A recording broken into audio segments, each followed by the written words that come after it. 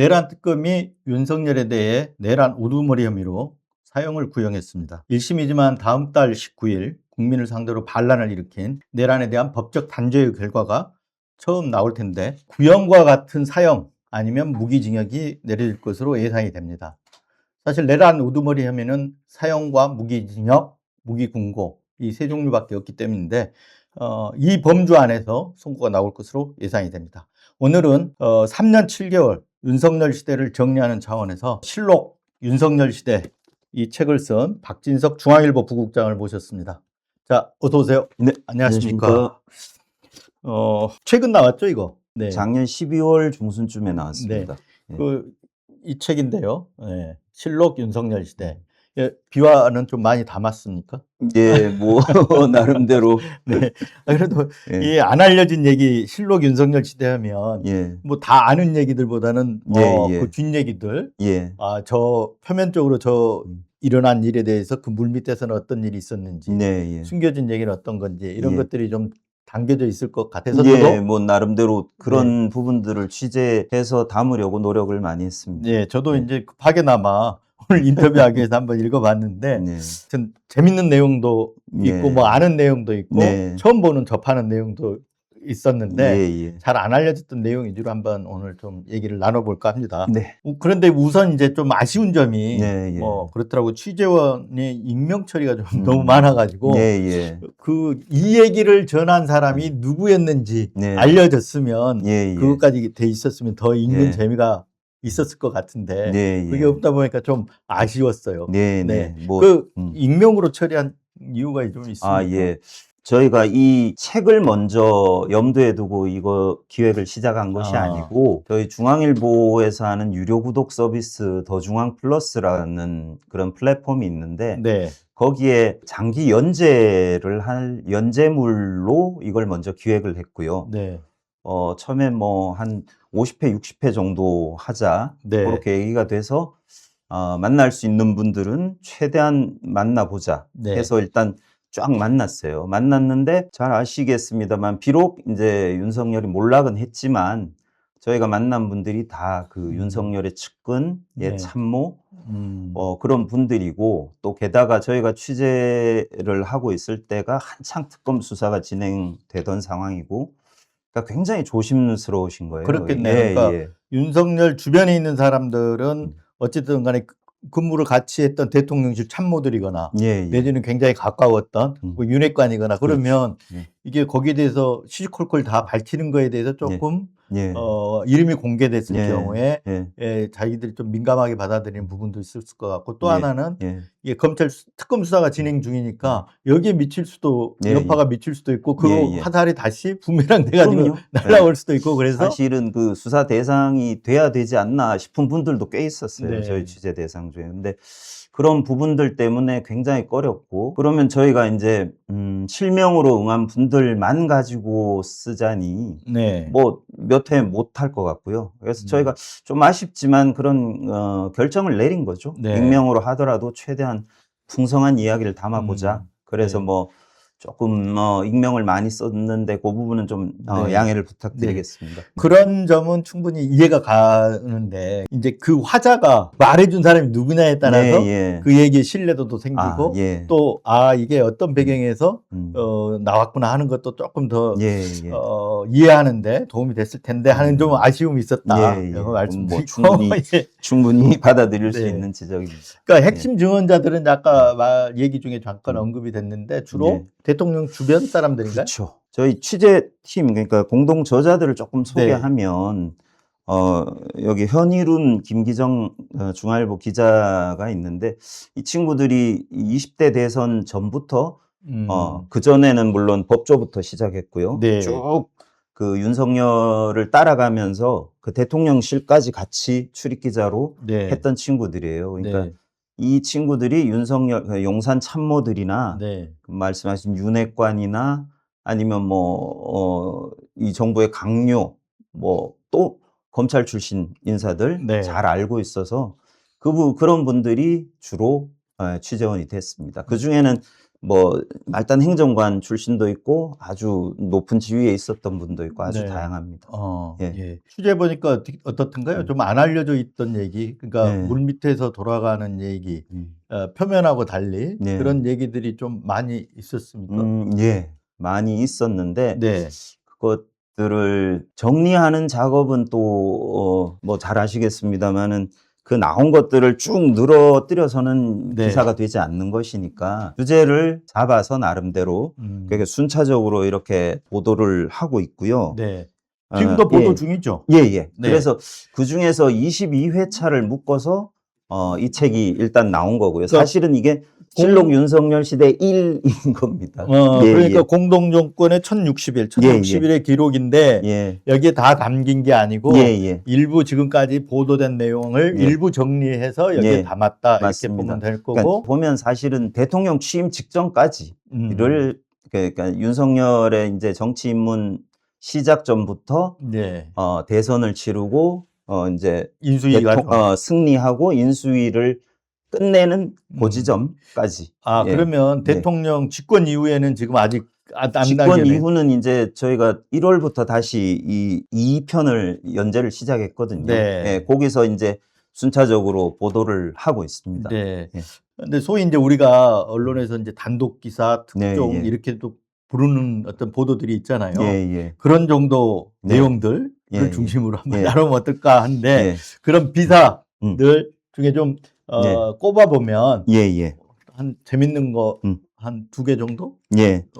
일단 김건희가 그 영부인이 되기 전부터 공공연하게 인사에 개입했다는 그런 정황을 보여주는 하나의 일화가 있는데요. 저희가 취재한 게 그 이상휘라는 분. 지금 국민의힘 의원이죠. 국민의힘 의원인데 이 사건이 벌어진 거는 2022년 4월쯤입니다. 그러니까 인수위가 한창 돌아가고 있는 5월 10일에 윤석열이 취임을 했으니까 이제 취임이 한 달 정도 남은 시점이었는데 그때 인선 작업을 막 할 때잖아요. 맞습니다. 이제 윤석열 정권에 뭐 강요부터 청와대 그러니까 대통령실 참모 막 인선할 때인 거죠 그때가. 맞습니다. 그리고 이상희 의원은 당시에는 당선인 비서실 정무 2팀장. 이었는데 핵심작인데. 그러니까 인사를 실무를 거의 주도적으로 하셨던 분이에요. 그러니까 최고 실세인 장제원 바로 아래에서 이분이 어느 날 철야 밤늦게 일하다가 이제 귀가를 하는데 택시 안에서 갑자기 전화가 한 통이 걸려왔답니다. 그래서 보니까 김건희인 거예요. 이제 이름 김건희 저장이 돼 있으니까 딱 떴겠죠. 그래서 당황해가지고 받는다고 받았는데 이게 스피커폰을 잘못 눌러버린 거죠. 그러니까 택시 혼자만 타는 게 아니라 동승자가 몇 명 있었어요. 딱 누르고 여보세요 하니까 XX 아니요 그냥 여기서 유튜브니까 얘기해도 됩니다. 야 이 새끼야. 야 이 새끼야. 야 이 새끼야라고 영부인의 목소리로 다짜고짜. 그래서 너무 충격을 받았는데 그 충격을 받은 와중에도 이게 주변에 사람이 있으니까 이거 다 듣겠다. 쪽팔리잖아요. 택시 일단 세워주세요 하고 내려가지고 계속 하는데 계속 욕설을 하더라는 거예요. 야 이 새끼야, 너 같은 놈이 이렇게 인사 전횡을 하고 있으니 나라 꼴이 아니냐. 뭐 이런 식으로. 나라 꼴이 이렇게 된 거 아니야? 아니 아닌 밤중에 무슨 뚱딴지인가. 너무 모욕적이기도 하고 계속 듣다가 이제 어느 순간 이제 정신을 차리고 도대체 무슨 일인지 얘기라도 해주세요. 그럼 알아야 제가 들을 거 판단을 할 거 아닙니까? 그랬더니 김건희가 오히려 당황해가지고 이러면서. 그러니까 대든다고 봤던 모양이에요. 근데 그때 이제 옆에서 아마 그 윤석열로 추정되는 남자가 달래면서 김건희를 달래면서 이렇게 전화를 끊는 그런 소리까지 났다는 거예요. 옆에 윤석열도 있었다 이 얘기네요.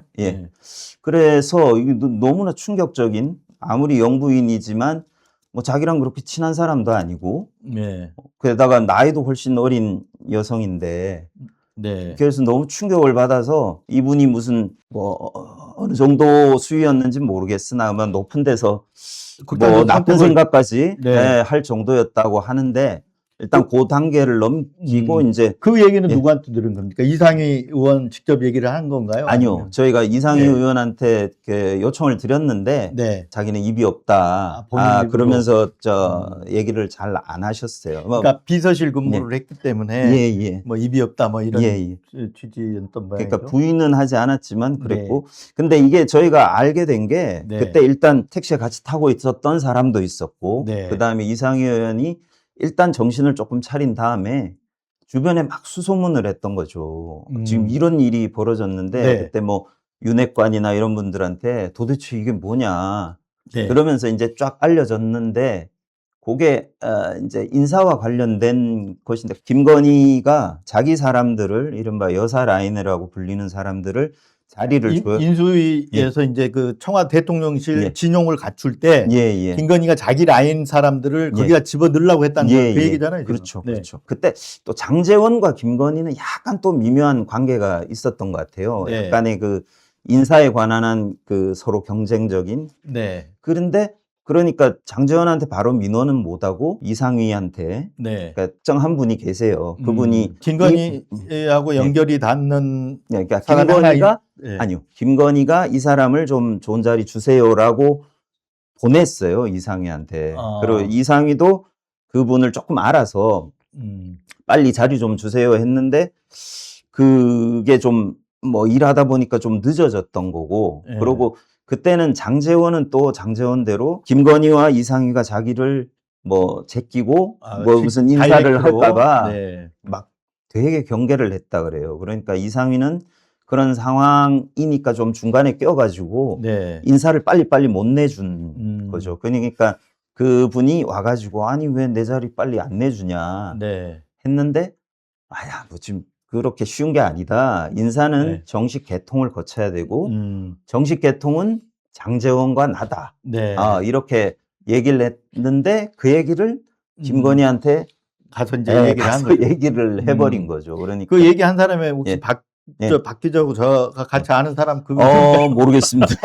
전 모릅니다. 네. 어쨌든 간에 그런 얘기를 김건희한테 이제 전달을 하니까 김건희가 열이 받아가지고 전화를 이제 한 거네요. 남편 옆에 두고. 굉장히 당황했을 것 같아요. 이상희. 그렇죠. 그렇죠. 그래서 그다음부터는 그럼 못 나왔겠네요. 그다음부터 욕설을 듣고. 며칠 나오다가 이런 거는 왜 네가 뭔데 인사 전행을 시키면 시킨 대로 해야지. 왜 네 마음대로 하려고 그래? 이런 취지죠. 그렇죠. 그러니까 뭐 그 순간 이제 이상희 의원은 안 거죠. 나 이제 끝났네. 여기서 더 이상 못 하겠네 하고 뭐 며칠 조금 나오다가 그냥 싹 사라졌다고 하더라고요. 네. 저는 개인적으로 이상희 의원을 그래서 이제 뭐 요즘 만난 지도 오래됐지만 그 무렵에 그 무렵 이제 낙향해 갖고 있었거든요. 그 무렵에 한번 본 적이 있었어요. 그래서 그 자세하게 이 내막을 얘기하지는 않는데 그걸 이제 아까 이상희 의원도 왜 어떻게 하다 이런 일이 일어났지? 그 당시 알아보고 다녔잖아요.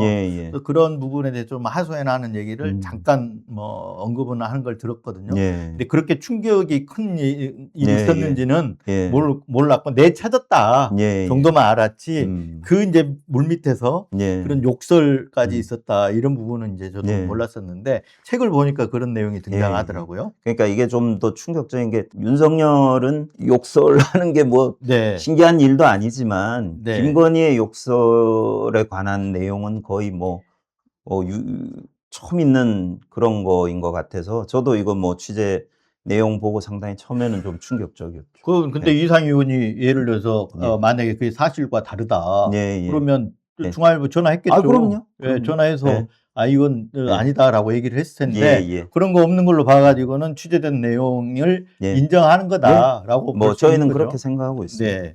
그때가 제일 권력 암투가 제일 심할 때 아닙니까? 그렇죠. 그때 김건희 씨한테 내쳐졌다는 거잖아요. 욕설 듣고. 근데 그 욕설도 그 정말 그 뭐라 할까요? 감히 상상하기 힘든 욕설이잖아요. 맞습니다. 야. 그 안팎으로 똑같았나 봐요. 아까도 말씀드렸지만 뭐 남편은 자주 있는 일이지만 김건희의 사례는 거의 못 들어서 저도 좀 놀랍습니다. 김건희가 좀 오히려 윤석열이 여성스럽고 김건희가 남자 같은 면이 있다 이런 얘기는 뭐 많이 나오거든요. 네. 뭐 사업도 했던 분이고 굉장히 괄괄하고 뭐 약간 여자한테 어떨지 모르겠지만 터프한 측면도 있고 그런 성격이니 뭐 화가 끝까지 나면 뭐 이럴 수도 있지 않을까 근데 취재 싶습니다. 과정에서 그런 예. 이제 그런 욕설을 들은 사람 이상희 의원 말고 다른 네. 케이스도 좀 있습니까? 김건희요? 네. 아니 없어요. 음. 네, 이거밖에 없어요. 뭐 네. 더 있을 수는 있겠지만 네. 그러니까 어. 만약에 그걸 윤석열처럼 네. 늘상적으로 네. 입에 달고 새끼를 입에 달고 살았다 그러면 예, 예. 누군가는 또 들은 사람이 있었을 텐데 네. 그런 게 없다 그러면 음. 케이스적으로는 그렇게 좀 특수한 케이스다 이렇게 볼 수 있는 건가요? 욕설에 관한 하는 네. 예, 특수한 케이스인 것 같습니다. 뭐 네. 더 이상의 케이스는 저희가 이제 그렇다고 아직까지는 본다면 예. 그 이상희 의원한 비서실 정무 정무 2팀장 이팀장. 인사 검증 플러스 뭐 이런 것들을 네. 맡았던 자리인가 봐요. 예, 예. 그러니까 이상희 의원은 그 사실은 그렇게 정식 직함 없이 그러니까 이제 경선에서 대선 후보로 뽑히지 않습니까? 윤석열이. 네. 그때 그 장제원 뭐니 데리고 네, 네. 일종의 스카우트 해온 걸로 저희가 들었거든요. 네. 그러니까 MB 때 그 그 청와대에 있으면서 그런가 그러니까 봐요. 인사 전문가로 장제원이 보기에 아주 역량이 뛰어나다고 판단을 해서 네. 데리고 왔고 그리고 이제 대통령으로 당선되기 전부터 계속 그 당선됐을 경우에 섀도우 캐비넷 구성 작업을 맡겼대요. 네. 이 사람, 이상희 의원한테. 그러니까 굉장히 중책을 수행하고 있었던 상황인 거죠. 네. 예. 저희 이제 지금 나와 계시는 박진석 부국장하고 저는 한국일보에서 같은 그 근무를 했었습니다. 네. 제가 그 당시 선배였었고 후배 기자로 이제 상당한 선배셨죠. 제가 처음에 네. 서초동 출입을 시작하셨을 때 네. 법조 이진이셨으니까. 네. 예. 하여튼 뒤로 이제 법조 취재를 많이 했잖아요. 예, 예. 그 박 기자도 법조 취재 많이 했는데 윤석열 잘 압니까? 저는 윤석열 개인적으로 뭐 밥 한 번 먹어본 적은 없어요. 아, 예, 예. 네. 아유, 잘 몰라요. 네. 그게 뭐 출입해 보셨으니 아시겠지만 법조를 뭐 스트레이트로 계속 하는 분들도 있지만은 뭐 한 2년, 3년 하다가 딴 데 그렇죠. 갔다가 다시 왔다가 이러잖아요. 저는 윤석열하고는 그 타이밍이 잘 안 맞아서. 그렇죠. 네. 맞아야 되거든요. 검사들도 예, 예. 한 2년 하면 다른 데로 또 그렇죠. 지방 가고 그러기 예, 때문에 예. 서초동에서 길에서 뭐 오며 가며 보긴 했어요. 네. 그렇죠. 좀 하여튼 눈에 띄는 그렇죠. 외모시니까. 네. 그러고 제가 개인적으로는 모르지만 알잖아요. 그 검찰에 어떤 양반들이 있고 저 양반은 어떤 분이고 저 나이인데 아직 노총각이다. 뭐 꽤 유명했던 사람이긴 해요. 네. 근데 개인적인 연은 뭐 그렇게 없었고. 네, 어쨌든 네. 이제 그 윤석열과 개인적으로 뭐 그런 연은 없다 하더라도 예, 예. 아까 얘기했던 대로 들어서 잘 알잖아요. 예, 윤석열이 예. 저 인간은 어떤 사람이다. 예, 예. 검사로서 어떤 사람이 이건 잘 알잖아요. 예, 예. 근데 이 취재 과정에서 드러난 예. 윤석열의 인간성과 예, 예. 그때 알던 인간 윤석열에 대해서 예. 차이가 좀 많이 납니까? 아, 그러니까 많은 분들이 그 변했다는 얘기를 하죠. 윤석열. 그럼 원래는 좀 원래는 그러니까 네. 물론 뭐 사람이니까 여러 측면이 있었겠지만 그 좋은 윤석열을 기억하는 분들이 꽤 많아요. 그렇습니까? 예, 예. 그러니까 저희가 꼭 실록 윤석열 시대 이전에도 윤석열 관련해서 다룬 시리즈물이 몇 편 있었고 그때 네. 취재를 해봤는데 예를 들면 뭐 초임지인 대구지검에서 하숙을 했는데 예. 그 하숙집 부부가 너무너무 좋게 기억을 하고 있어요, 윤석열을. 그렇게 예의가 바르고 경우가 바르고. 도저히 상상이 안 되는 그땐 뭐 네. 30대 중반이었으니. 근데 그 얘기를 들어보면 거짓말하는 것 같지 않은 게 그 윤석열이 뭐 하숙집 부부지만 가끔 뭐 고급 요리집에 데려가서 음식도 대접해주고 예. 그러고 결정적으로 이제 이임을 하게 돼가지고 이삿짐을 빼는데 그 부부가 너무 섭섭해서 이렇게 내려다 보니까 두 분 여기 잠깐 앉으십시오 하고 큰 절을 굽어가면서 그동안 너무 감사했습니다. 뭐 이런 식의 예의 그런 케이스들이 꽤 있어요. 그 윤석열 예. 도저히 안 떠.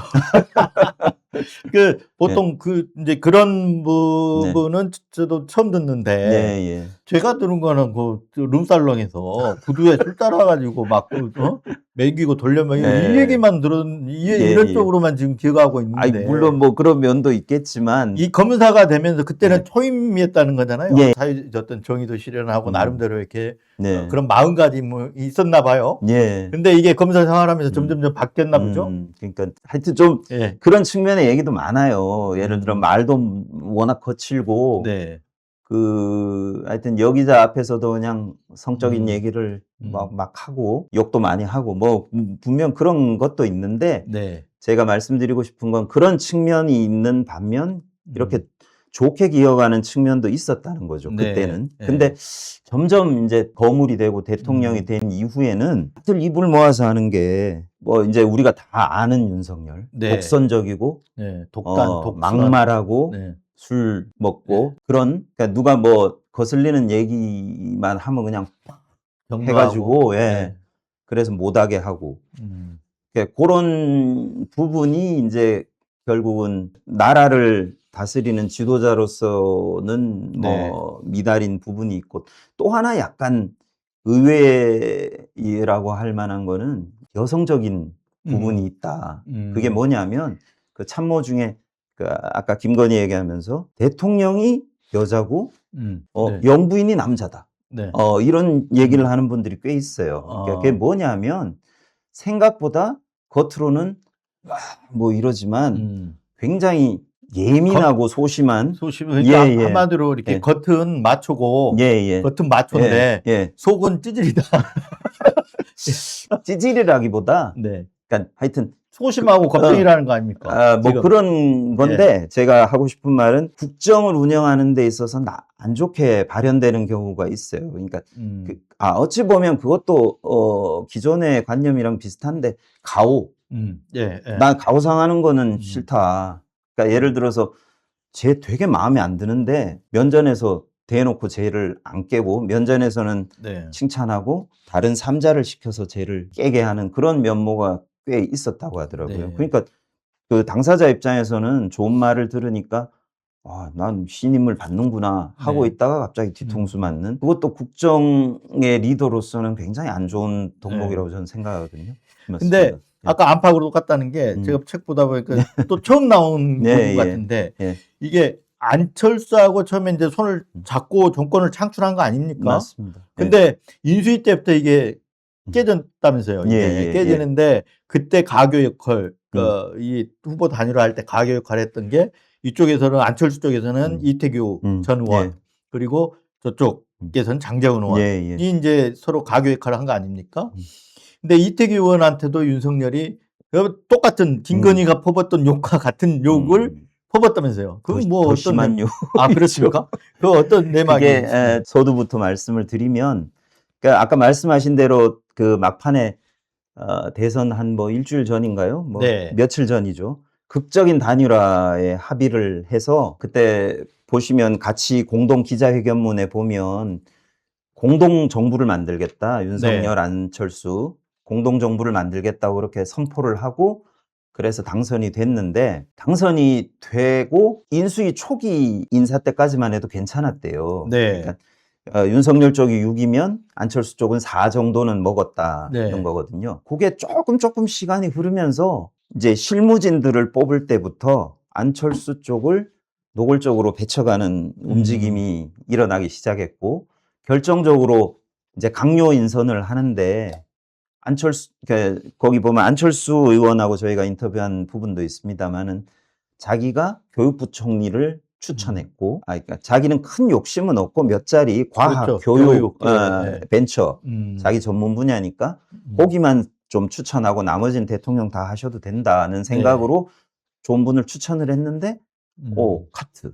한 명도 안 받아들였다는 거죠? 카트. 그다음에 뭐 과학 수석 신설해야 된다는 것도 카트.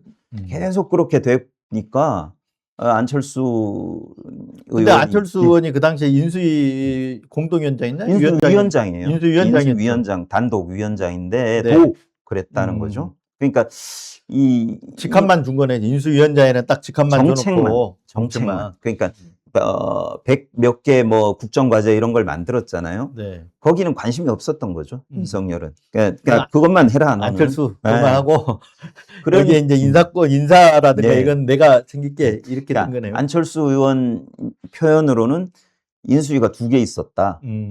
자기가 했던 공식 인수위가 있고 물밑 인수위에서 비밀 중요한 인수위가 건 다 있었다는 했다. 거잖아요. 네. 비밀 인수위. 맞습니다. 예, 예. 그러니까 이제 안철수 의원 입장에선 답답하니까 이태규 의원한테 이러면 어떡하냐. 우리 몇 자리 들어가야 되는데 지금 네. 봐선 아무도 한 자리도 못 들어가겠다. 그 약속 위반 아니냐 뭐 맞습니다. 이렇게 얘기를 했겠죠. 예, 예. 그러니까 이태규 의원도 나름 그러니까 처음에 이태규 의원도 행안부 장관으로 거명이 됐었거든요. 네. 자기도 거기에 욕심이 있었고 관심도 많았고 공부도 많이 했고 그랬는데 이런 흐름이 쫙 가다가 어느 날 갑자기 너 통일부 장관 할래? 이렇게 딱 갑자기 온 거예요. 네. 그래서 여러모로 이제 황당하고 그래서 4월 10일 2022년 4월 10일에 누구 아는 분 결혼식에 갔다가 거기서 뭐 술 한두 잔 하시고 등등 집으로 돌아와서 딱 이제 가만히 있으면 안 되겠다 해서 장제원한테 전화를 한 거예요. 그러니까 이제 예. 단일화 단일화 파트너였던 그 그렇죠. 장제원한테 이제 그때 연락을 해서 장제원은 당선인 비서실장이었고 네. 해서 장 의원 이게 약속이 틀리지 않냐 네. 다르지 않냐 이러면 어떡하냐 하면서 좀 항의를 했어요. 네. 그러니까 장제원 의원이 아이고 왜 저한테 그러십니까 하면서 네. 좀 싫은 투로 받고 하여튼 서로 감정이 좀 안 좋아져서 끊었는데 끊자마자 전화가 왔다는 거예요. 네. 윤석열한테 전화가 온 거예요. 받았더니 뭐 아까랑 똑같습니다. 야 이 새끼야. 야 이 새끼야. 또 벙쪄 있으니까 네가 뭔데 내가 인사하는데 이래라 저래라 하냐. 난 대통령이야. 내가 하고 싶은 건 내가 다 할 수 있어. 하면서 팍팍팍팍 쏘아붙고 전화 끊어버렸다. 아니요. 마지막에 하나 더 있습니다. 너 이때 이태규 의원이 인수위원이었거든요. 네. 너 그 인수위원 자리도 내놔. 그러고 팍 끊어버렸다는 거예요. 그러니까 하도 이게 열이 받아가지고 여쭤봤어요, 저희가. 술 먹은 티 안 나더냐. 그러니까, 그거 잘 모르겠다. 전화상으로는 뭐 잘 모르고. 예. 예. 어쨌든, 네. 그렇게 해서 공동정부 하기로 했던 것들이 완전히 파토가 나버리는 거네요. 이태규 의원은 그래서 그 다음날 막 고민하다가 관뒀죠. 관두고, 그 다음에 뭐 출입증 반납하고, 그 활동비 몇백만 원 받은 것도 너네 계좌 불러 해서 그냥 다시 쏴주고 나 그만합니다 하고 관뒀고 예. 근데 안철수 위원장은 끝까지 갔어요. 이분은 그래도 그만두면 안 된다. 근데 뭐 그나마 좀 말빨이 먹히는 이태규 의원도 없어지고 이제 혼자밖에 안 남았으니까 끝나버린 거죠. 네. 공동정부라는 거. 그 이제 김건희 씨 얘기를 해보면 또 추가로 더 서울의 소리 이명수 기자가 7시간 녹취록들 공개하면서 거기에 또 그 김건희에 대한 얘기들이 그것만 들어도 다 알잖아요. 그럼요. 어떤 사람인가. 그러니까 캐릭터랑 뭐 김건희가 누구인지 거기 보면 다 아는 거고 저희가 취재한 거는 이제 영부인이 되면서 또 V0로서의 면모 이런 거를 보여주는 케이스들을 좀 몇 개를 취재를 했는데 그러니까 명태균 씨가 얘기를 5대5 했다. 지분이 5대5 했다라는 얘기도 뭐 페이스북에다 쓰고 얘기도 하고 그랬잖아요.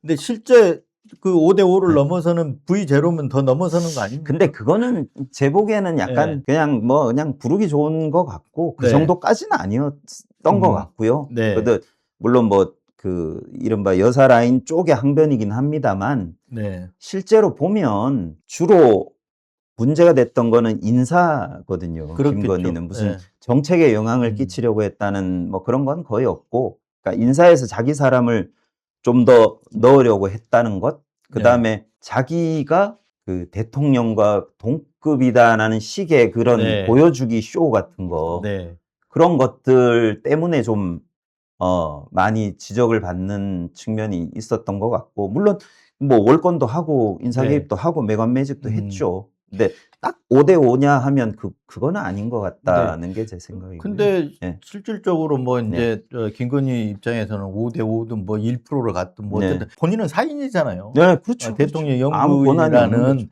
어떤 그 대통령의 부인이라는 하나의 자리만 있을 뿐이지 예, 무슨 예. 권한을 누가 이렇게 해서 쥐어준 게 아니잖아요. 네. 그 취재한 대상 중에 한 분이 딱 그렇게 말씀하셨어요. 우리가 음, 투표해서 영부인 뽑은 거 아니지 않냐. 그렇죠. 네, 예. 그런 거죠. 뭐 예. 아무런 권한이 없는. 나토 회담인가 리투아니아 예, 가갖고 명품 네, 쇼핑한 게 네, 다 트위터 그쪽 언론에 보도가 되고 네, 그랬었잖아요. 예, 그리고 그래서 우리 언론에도 보도가 되고 네, 뭐 X에도 음, 올라오고 막 그랬었는데 네, 그때 그 무렵에 음. 그 회에 나가지고 음. 국무위원들 예, 모아놓고 국무회의 하듯이도 했다면서요. 그때 현장에 있었던 네, 분 한 분한테 들은 거 얘긴데 하도 그 뭐 취재 초기에 들은 건데요. 네, 김건희가 V제로니 뭐 네, 전행이니 이런 얘기가 많으니까 그분한테 우리 현일웅 기자가 네, 아, 도대체 김건희의 참 모습은 뭐 어떤 거냐, 네. 어디가 맞냐 하니까 막 한숨을 쉬면서 이 얘기를 한 거예요. 그게 이제 2023년 7월 그 네, 나토 네, 네, 네. 회의 리투아니아 갔다가 그다음에 폴란드까지 방문했을 때인데 폴란드 바르샤바에 있는 호텔에서 네. 그때 그 아까 말했던 그때가 그 명품 쇼핑 문제 됐을 때죠. 리투아니아, 그때인가요? 리투아니아 갔을 때. 예, 예, 리투아니아 갔을 때.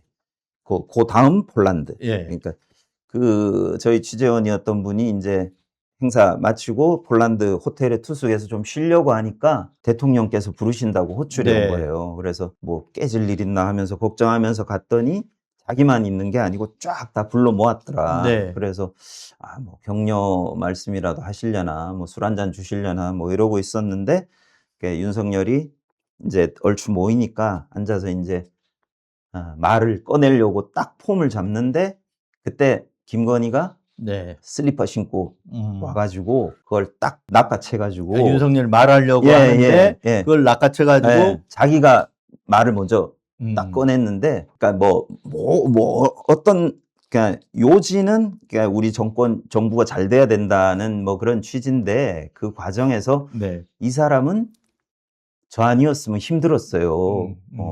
저 아니었으면 대통령 못 됐어요. 막 이런 식으로 얘기를 예. 해가지고 거기 있었던 사람들이 다들 벙쪄가지고 저래도 되는 거냐고 예. 나중에 이제 방으로 돌아가면서 그렇게 얘기했다는 그런 일화인데 이런 얘기가 근데 몇 건 더 있어요. 아직 뭐 앞으로 순차적으로 쓰겠습니다만은 이건 사람- 이제 그렇죠. 예. 그 대통령 집권 이후에는 지금 쓰고 예. 있는 내용이니까 예. 아직 여기 책에는 등장 안 하는데 맞습니다. 더 여러 건들이 있다. 그 책은 방금 말씀드렸던 나토 거는 여기에 약간 예. 프롤로그식으로 등장을 하고요. 네. 근데 그 많은 사람을 모아놓고 내가 대통령 만들었다 뭐 이렇게 얘기했다는 네. 증언들이 꽤 있어요. 여러 건. 네. 내가 머리 꼭대기 위에 있다. 뭐 네. 이런 취지 아니에요. 나 아니었으면 대통령 이 사람 안 됐어. 내가 네. 당신들 뭐라 그래도 내가 네. 특등 공신이고 네, 이거 뭐 그 권한도 그래서 내가 뭐 행사해도 아무렇지도 네. 않아. 뭐 이런 취지로 얘기한 것 같아요. 예. 그러니까 내 얘기 잘 들어라. 이거 아닙니까? 그럼요. 그리고 실제로 예. 그 김건희와 밑에 이게 여사 라인이라고 불리는 신복들이 전행을 네. 부린 케이스들도 꽤 많이 그렇죠. 지금 들려오고 이제 이 있습니다. 책에는 예. 그런 부분까지 이제 예. 조금 등장하지는 않은데 이제 예. 앞으로 나올 부분들은 예. 그 집권 기간에 있었던 일이기 때문에 네. 그런 어떤 횡포 예. 그런 권한 남용 하나 조금 설명을 드리면 저희 그러니까 시즌 2 연재가 이미 나간 내용이라서 제가 말씀을 드리는데 공부 초기에 그 참모 중에 한 분이 일단 큰 그 이슈가 하나 예정돼 있어서 그것과 관련해서 보고서를 작성해 가지고 대통령께 드렸어요. 네. 드리고 이제 다시 자기 방으로 돌아왔는데 오자마자 전화가 띠리릭 걸려와서 보니까 그 이른바 여사 라인이라고 불리는 분 중에 한 분이에요. 그래서 어쩐 일이시냐 그랬더니 방금 대통령한테 보고서 드렸죠. 그 사안 관련해서. 그거 어떻게 하셨어요? 그 무슨 관계이시길래? 그랬더니 그 왜 대통령한테만 드리냐? 예? 했더니 여사한테도 드려야죠. 태양이 두 개인 건 모르세요? 태양이 두 개인 건 모르세요? 예. 그래서 네. 이분이 벙쪄가지고 근데 그런 그러니까 여사 라인의 전행 때문에 네. 그 용산 참모들은 공직에 있다가 파견돼 오신 분들은 아시겠지만 최고 엘리트들이잖아요. 그렇죠. 근데 여사 라인 중에는 뭐 그냥 개인 사업할 때 데리고 있었던 사람도 있고 뭐 좀 미안한 말씀이지만 깜냥이 안 되는 분들도 꽤 많았죠. 있었는데 네. 그런 분들한테 막 수모를 당하니까 그 중에는 막 하도 분해서 울었던 분도 있다고 하더라고요. 네. 그런 식의 전행. 네. 그 이제 부속실도 그래서 부속실을 차라리 부속실을 만들어가지고 예, 예. 해라라고 했는데 안 예. 만들었잖아요. 예, 예. 부속실이 없었잖아요. 없었죠. 그럼 어디에 그 여사 라인들이라는 사람들은 어디에 짱 박혀서 그런 일들을 하고 있었나요? 그러니까 직함은 다 용산 참모로 아니 어딘가에는 달고 그래도 있었죠. 행정관 뭘 뭐 달고 있어야 되잖아요. 예, 예. 그러니까 직함은 뭐 그럴듯한 걸 달고 있었는데 그 중에는 뭐 관저에서 머물면서 뭐 심부름하던 분도 있었던 네. 것 같고, 그러니까 뭐 그럴듯한 직함은 있으나 사실상 제2부속실 역할을 했던 분들이 있었던 거죠. 저희가 그 당시에 이제 네. 윤석열, 김건희 굉장히 측근으로서 일했던 네. 그 대통령 행정관한테 들은 얘기인데 뭐 네. 아까 얘기했던 대로 관저에 가면 예. 김혜성 있잖아요. 집사라고 예, 김혜성이 아, 추리닝 바람으로 돌아다니고 있었다는 거예요. 예. 근데 김건희의 이 책에도 나오는 김건희의 네. 비서실장이라고 한 사람이 아, 예. 김승희 그 예, 당시 예. 의전비서가 아니었잖아요. 예, 예. 근데 김승희도 그 김혜성한테 함부로 못하더라. 깍듯하게 하더라. 그러니까 김승희보다 더 측근이 예. 이제 김혜성 오. 집사. 근데 이제 대통령실은 가 있지 않았지만 예, 예. 관저에서도 그렇게 추리닝 바람으로 돌아다니고 있었다. 그 얘기를 하더라고요. 한번 소개를 해드려야 되겠네. 예. 실록을 쓸 수 예, 있도록 부탁드리겠습니다. 예. 김건희 이제 그 김건희 씨 초기 이게 이제 네. 뭐냐면 집권하기 전까지 예, 예. 주로 얘기 나왔다는데 예. 윤석열이 그 정치 선언 예. 하고 나서 그 무렵에 예. 김건희 엑스파일이 막 예, 돌아다녔잖아요. 예, 예. 엑스파일 해가지고 근데 그때 나왔던 얘기들이 이제 줄리 이런 예, 게 등장하고 나서 예. 굉장히 김건희 씨가 스트레스 받았다라는 네. 내용도 들어있더라고요. 맞습니다. 네, 예.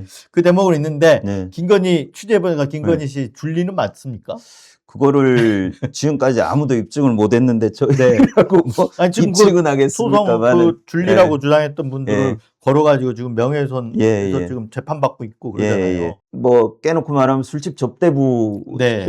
했다는 거잖아요. 근데 그거를 뒷받침할 만한 내용은 없었어요. 아직은 예, 없었는데. 예. 근데 네.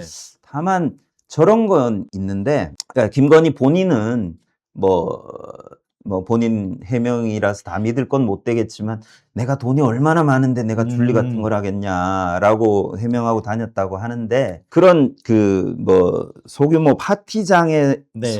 봤다는 사람 많아요.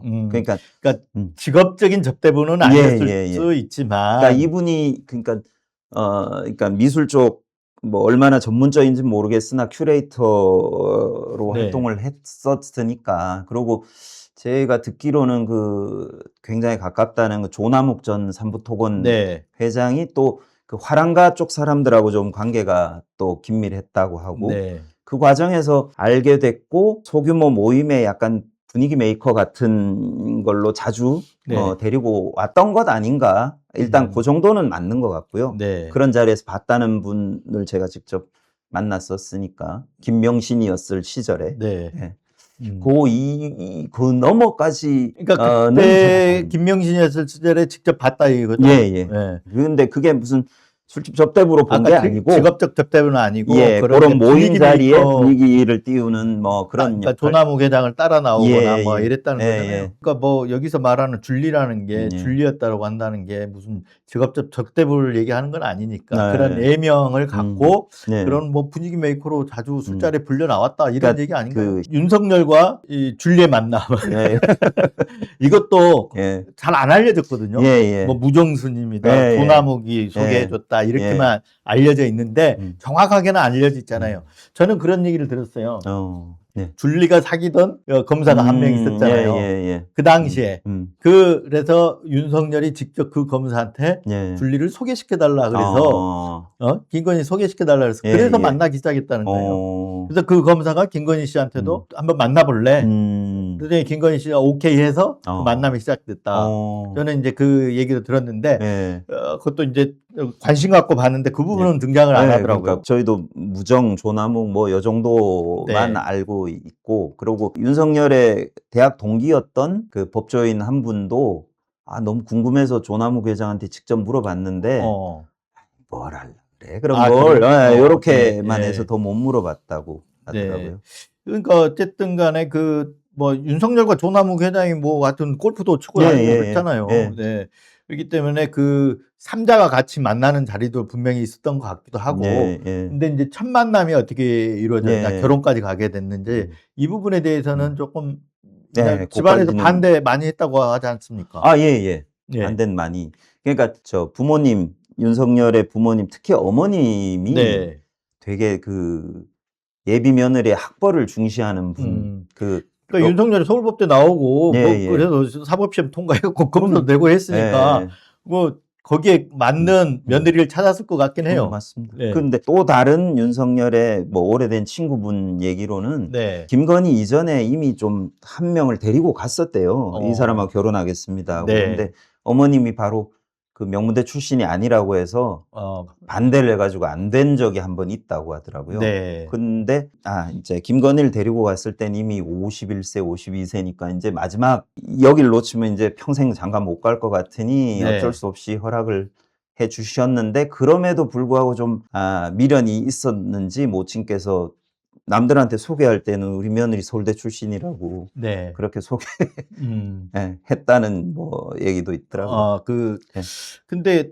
근데 그런 얘기도 있잖아요. 저 결혼을 반대해서 예. 이 김건희 씨 때문에 윤석열과 어머니가 예. 의절을 했다, 이런 네. 얘기도 있던데 그거는 맞는 얘기인가요? 그 얘기도 저도 들었는데 뭐 확인까지는 아니고요. 네. 그 지금 그러니까 결혼한 이후에도 뭐 김건희가 거의 시댁은 아예 뭐 어머님은 특히나 찾아보지도 않았. 그런 것 같아요. 예. 예. 그런 얘기는 들었습니다. 그러니까 윤석열 대통령 되고도 네. 그 투표장에 갈 때 네, 예. 아버지는 같이 가는데 네. 어머니는 없잖아요.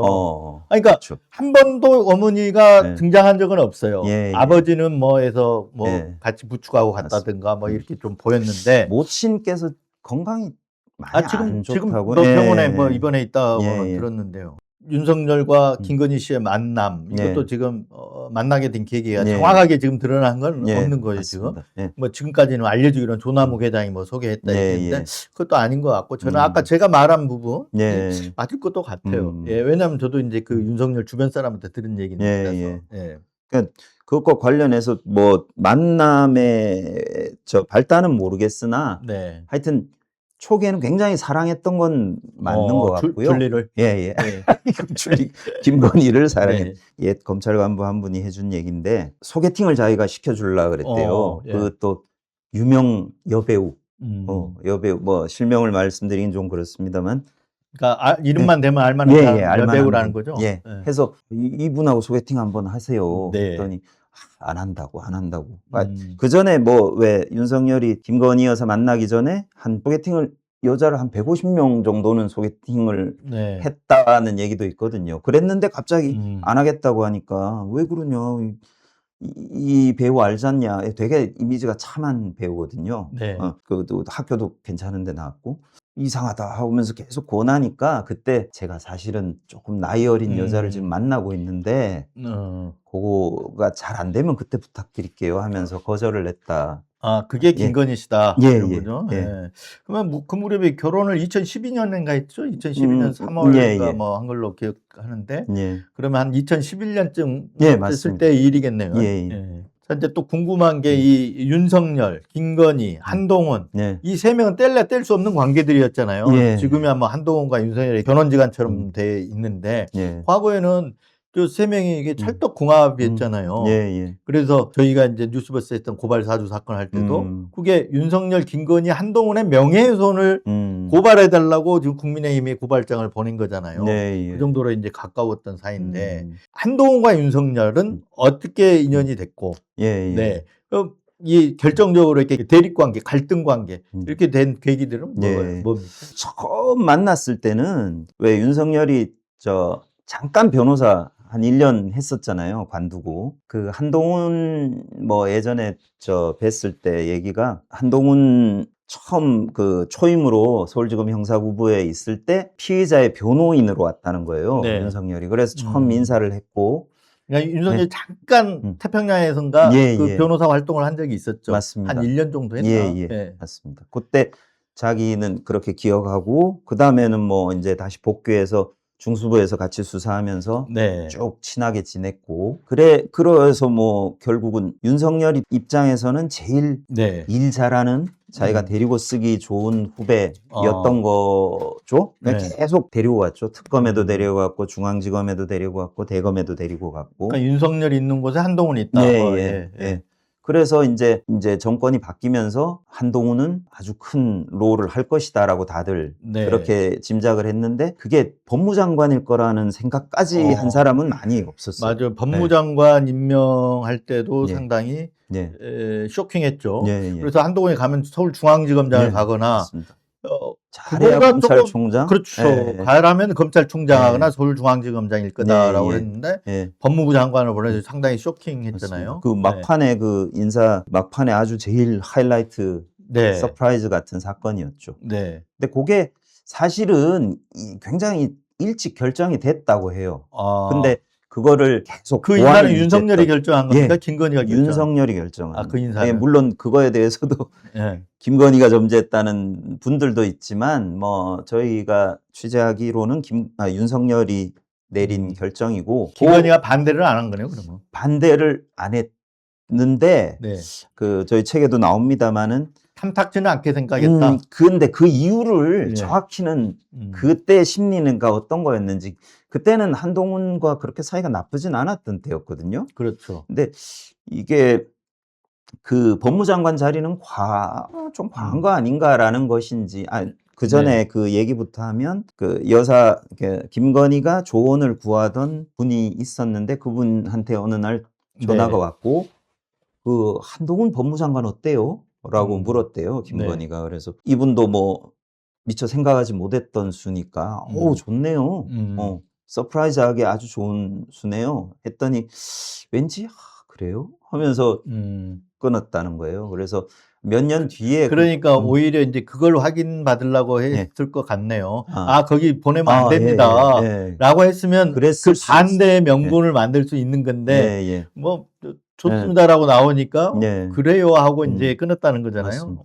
그래서 궁금해가지고 그분이 몇 년 뒤에 그때 한동훈이 찬성하셨던 거예요? 반대하셨던 거예요? 그랬더니 자기는 반대했다고. 반대. 네. 그랬다고요. 그거를 뭐랄까요? 적극적으로 강하게 반대한 것 같지는 않네요. 뭐 그런 건 아닌 것 같아요. 한동훈 법무부 장관 좀 꼭 시켜야 되나? 이렇게 탐탁지 않을 정도였던 것 같네요. 그게 이건 뭐 제 생각이긴 합니다만 그때 왜 중앙지검장이나 검찰총장 안 시키고 저기로 보낸 이유로 막 여러 개가 나오는데 그중에 얜 너무 잘 드는 칼이니까 오히려 우리한테 부메랑이 될 수도 있다. 뭐 그런 이유를 드는 분도 있었거든요. 뭐 김건희도 약간 그런 생각을 했을 수도 있지 않나? 자기 사건도 걸려 있었고. 그리고 아까 처음에 질문하신 어떤 갈라서게 된 발단이 도이치모터스 사건을 드는 분들이 좀 있어요. 그 전까지는 왜 김건희 특검법 비대위원장 되면서 그 충돌 거기를 시발점으로 보는 분들이 많았는데 그 전이라는 거잖아요. 도이치모터 주가 조작 사건 처리는 그 전이잖아요. 그 전이죠. 법무부 장관 때죠. 그 최근에 그 메모도 등장하고 그랬잖아요. 예, 맞습니다.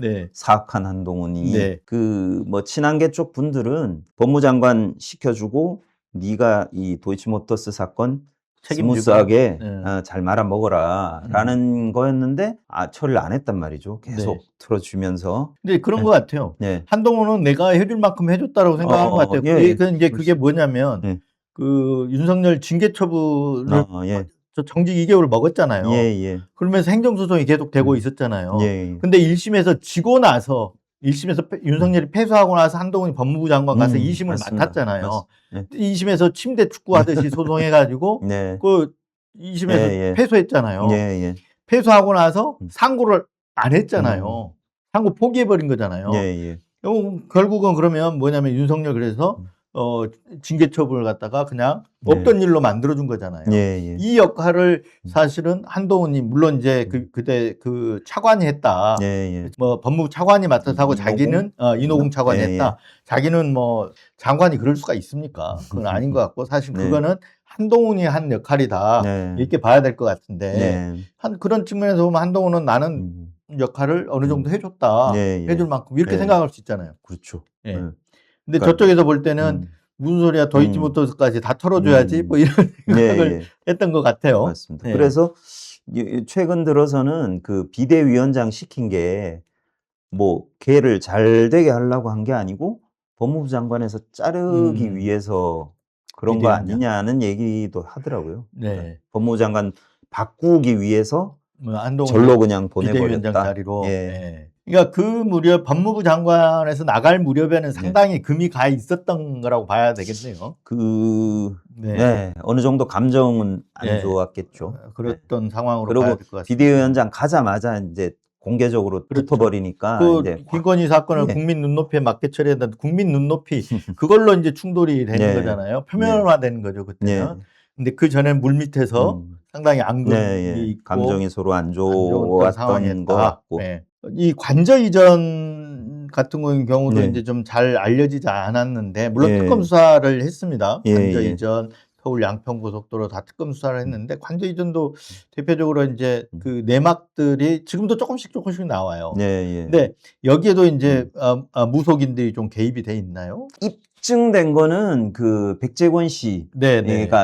그 처음에는 천공 얘기가 나왔었죠. 그렇죠. 천공이 이 얘기 점지해 준 거다라는 얘기. 근데 그러고는 또 저기 관저에 천공처럼 생긴 막 흰 수염에 막 이런 사람이 돌아다니더라 해서 천공 개입 의혹이 확 커졌는데 경찰이 수사해 봤더니 천공이 그렇죠. 아니라 백재권 비슷하게 흰 수염을 가지신 백재권 씨였다.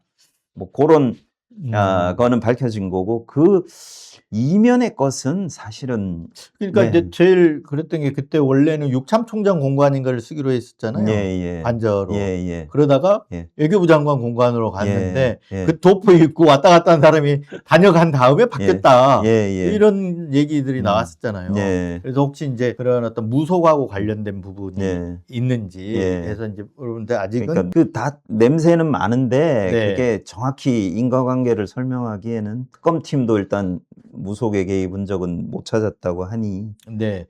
우선 그렇게 보면 이제 건진, 예. 천공, 예. 아까 말했던 백재권 예. 등등 이게 무속인들이 많이 등장을 하잖아요. 예. 근데 그 무속인들 중에서 제일 가까웠던 사람이 건진인 것 같아요. 그런 것 같습니다. 네, 영향을 많이 주고 제일 가까이서 있었던 사람 중에 한 명.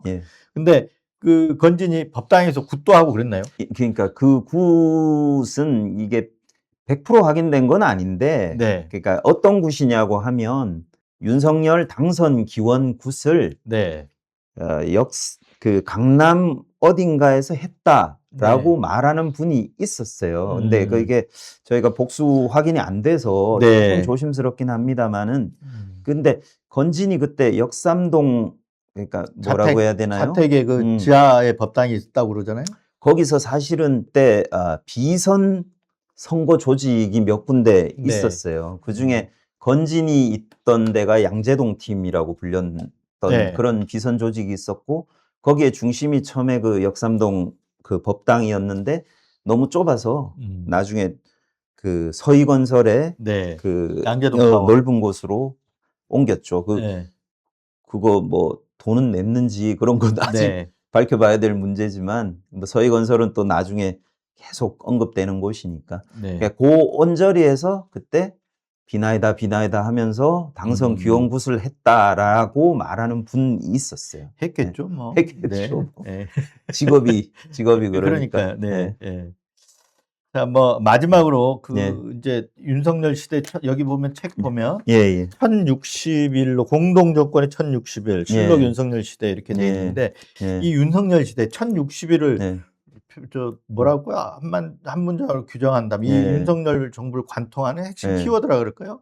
뭐가 있을까요? 제가 딱 떠오르는 거는 비정상이죠. 비정상. 비정상이죠. 네. 무속 비정상. 대통령도 비정상, 영부인도 비정상, 뭐 국정 운영도 다 비정상 투성이었고, 계엄은 말할 것도 없고, 그다음 계엄 이후에 그 처신과 재판에 임하는 태도도 다 비정상. 저는 딱 비정상이라는 느낌이 들었고, 그리고 또 하나 더 하자면 미싱 링크라는 그 용어가 빠진 고리라고 왜 생물의 진화 과정을 이제 화석이 쫙 이게 네. 순차적으로 보여주는데 요 부분에 대한 화석이 없는 거를 미싱 링크라고 그러는데 역사의 미싱 링크의 시기가 아닌가. 나중에 역사가들이 볼 때 쭉 한국 사회가 잘 가다가 여기서 뻑 빠져버리는 사실 그런 윤석열 시대 하면은 김건희 이름만 남지 뭐 한 게 아무것도 없잖아요. 그렇죠. 미싱 링크. 네. 윤석열 씨는 미싱 링크다. 네. 언급 예. 안 했던 내용 중에 혹시 어. 조금 비사들이 있습니까? 지금 시즌 2에 나오는 얘기를 하나 말씀드리면 여기 책하고 연결되는 부분인데 처음에 대선 캠프 초기 경선 캠프도 꾸려지기 전에 이제 초기에 도와줬던 분들 중에 네. 그 윤석열이 아는 법조인이 한 분 있어요. 되게 음. 신임하는. 그분이 어느 날 그분도 서울법대 출신인데 서울법대 윤석열의 동기 형들이죠. 자기한테는. 형들이 네. 불러가지고 나갔더니 네가 해야 될 일이 있다.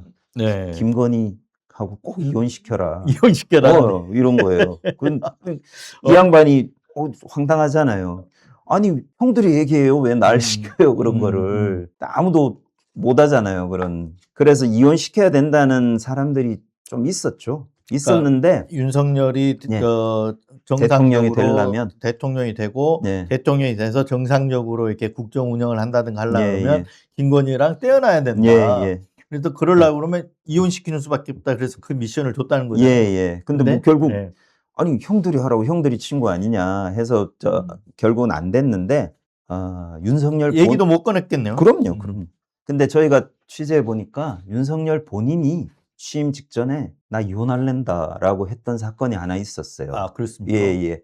그거는 그 시즌 2에 얼마 전에 보도가 네. 됐습니다만은 그것도 제가 그 따로따로 저희가 취재된 건데 보면은 그 이상희 건하고 약간 연관이 있어요. 시점이 같은 시점이에요. 네. 2022년 4월. 근데 네. 실명은 못 드립니다만은 그때 윤석열의 아주 최측근이었던 분이 한 분 있는데 어느 날 밤에 자려고 하는데 장제원이 전화를 걸어와서 네. 큰일 났다. 지금 당선인 관련 일인데 나랑 빨리 좀 어디 가야 된다. 근데 이분은 너무 늦은 시간이고 지금 내일 아침에 갈게요, 제가. 해서 아침에 갔단 말이에요. 장제원한테 갔더니 오라고 하면서 자기를 끌고 광화문의 포시즌스 호텔에 갔어요. 거기가 윤석열이 그때 뭐 인수위랑도 가까워가지고 안가처럼 좀 스위트룸을 쓰고 있었거든요. 거기 갔더니 아주 이른 시간이었는데 갔더니 윤석열이 있더라는 거예요. 네. 아니 댁에 안 계시고 왜 이 시간에 여기 계시냐 그랬더니 나 이제 더는 못 살겠다. 집사람이 말이야 하더니 나 이혼할란다. 왜요? 그랬더니 소매를 걷어 보여줬는데 상처들이 좀 있더래요. 손톱으로 핥힌 자국이 그런 게 있었다는 아니고 이거 뭐냐고 했더니 부부싸움 엄청 심하게 하고 이제 김건희가 열이 너무 받아가지고 막 주위에 있던 걸 집어 던졌는데 뾰족한 물건들 같은 거 이 상처가 났다는 거죠. 그래서 맞고 살았습니까? 모르겠어요. 약간 그런 얘기도 있습니다만 그러니까 어쨌든 굉장히 김건희가 이제 열받으면 물건 집어던지고 폭력을 썼다는 거네요. 근데 원래 둘이 성격이 강해서 부부싸움 하면 엄청 심하게 싸운다는 얘기는 많이들 알려져 있어요. 근데 그거는 도가 조금 심했던 케이스고 그냥 나 이혼할란다고 막 그럴 정도였는데 그때 같이 갔던 그분이 오히려 이혼하세요. 이거 사생활이잖아요. 이혼하세요.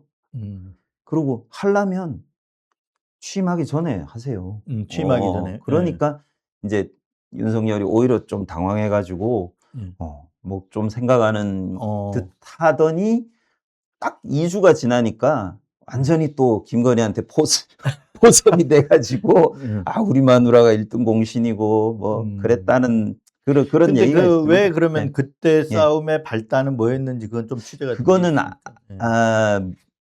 그 인사 모르지만 이상희 타임이랑 겹치고 거기서 제가 떠올랐던 장면이 왜 김건희가 막 욕하니까 옆에서 저 윤석열이 달랬다 이런 거 있잖아요. 달래면서 그것과 관련해서 그때 윤석열은 김건희의 의견과 좀 달랐다는 얘기가 있어요. 그러니까 김건희가 추천한 사람들 중에 뭐 좀 까면 안 되는 사람들이 많았고 인사 논란으로 많이 연결됐고 그래서 약간 신뢰가 떨어져 있던 참에 네. 이렇게 이상한 쌍욕까지 하고 하니까 그걸로 좀 발단이 되지 않았나 그런 이상희 생각이 의원은 그 뒤로 이렇게 윤석열로부터 직접 전화를 받거나 어떤 걸 들은 건 없죠. 예, 없었던 걸로.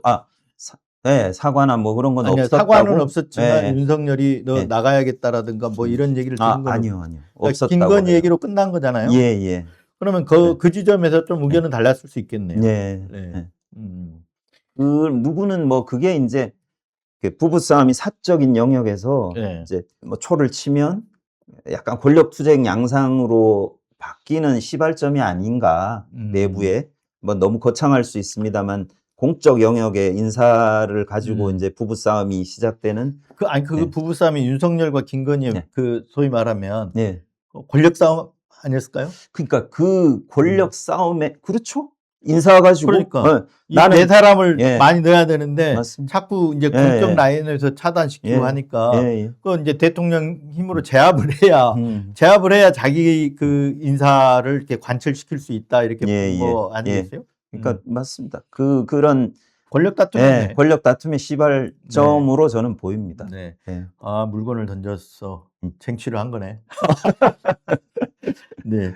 재밌습니다. 예. 네. 하여튼 지금까지 드러난 이 비화 토대로 더 네. 많은 진실들을 발굴해 주기를 네. 바라겠습니다. 네. 하여튼 지금 실록 시즌 2를 예. 이제 기사로 예, 연재하고 있고 그것도 책으로 나올 예정인 그거 거죠? 뭐 이게 잘 팔리면 네. 만들겠죠. 하여튼 기대해 보겠습니다. 네, 감사합니다. 오늘 네. 나와 주셔서 예. 감사합니다. 예, 불러주셔서 감사합니다. 네. 윤석열 시대를 이렇게 좀 점잖게 정리했다 이렇게 볼 수 있을 것 같은데 네. 하여튼 일독을 권합니다. 네. 보통 이제 그 야사라고 하면 네. 우리 이명수 서울에서 이명수 기자가 예. 야사는 또 잘 알거든요. 예. 이거는 이제 어떻게 보면 정사에 좀 가까운 예. 것 같아요. 굉장히 점잖게 썼더라고요. 예. 네, 그래서 한 번씩 그 윤석열 시대를 정리하는 차원에서 한 번씩 일독해 보면 괜찮을 것 같습니다.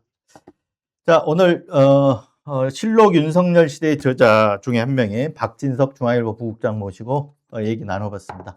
오늘 저희 속터뷰 여기서 마치도록 하겠습니다. 시청해 주셔서 감사합니다.